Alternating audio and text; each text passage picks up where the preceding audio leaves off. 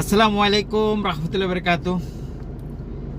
কেমন আছেন সবাই? আপনাদেরকে একটা নিউজ দেওয়ার জন্য আসছি। কথা হলো কি, সৌদি আরবের এখন বর্তমানে সিচুয়েশন বেশি ভালো না, খুব খারাপ। এই যে বড় বড় কোম্পানিগুলো আছে, যে অনেক পুরানো লোক, এখন তারা এগুলা সিদ্ধান্ত নিতেছে আস্তে আস্তে যে লোকগুলোকে, যারা পুরানো কোম্পানি যে লোকগুলো আস্তে আস্তে ওরা ছাঁটাই করে দিব। ছাঁটাই করে দেওয়ার উদ্দেশ্য হলো কি, পুরানো লোকের একটু বেতন একটু হাই, হয়তো নতুন যারা আসবে ওদের বেতন একটু লো করে ওরা আনতে পারতেছে।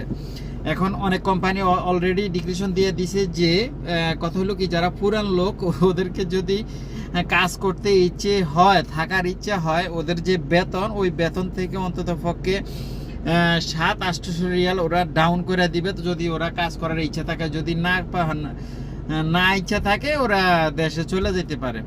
এখন এরকমই হয়তো কথাবার্তা চলতেছে। আমি কোম্পানির নামগুলা বলবো না, নামগুলা বললে হয়তো একটু সমস্যা হতে পারে। এ হলো অবস্থা। তো বি কেয়ারফুল, আপনারা যারা পুরানো ব্যক্তিরা আছেন আগের থেকে একটু গোছগাছ করেন। হয়তো সামনে কখন ডাক আইসা পড়ে কেউ বলতে পারে না।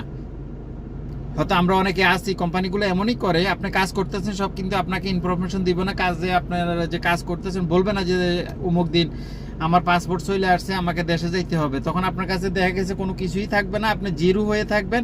যখন হঠাৎ করে চলে আসবে তখন আপনি একটা টেনশনের মধ্যে চলে আসবে। তো এরকম না করে অন্তত পক্ষে আপনারা আগের থেকে একটু প্রস্তুতি নেন। হয়তো কখন ডাক চলে আসে কেউ বলতে পারে না। ভালো থাকবেন, আল্লাহ হাফেজ, আসসালামু আলাইকুম রাহমাতুল্লাহি ওয়া বারাকাতুহু।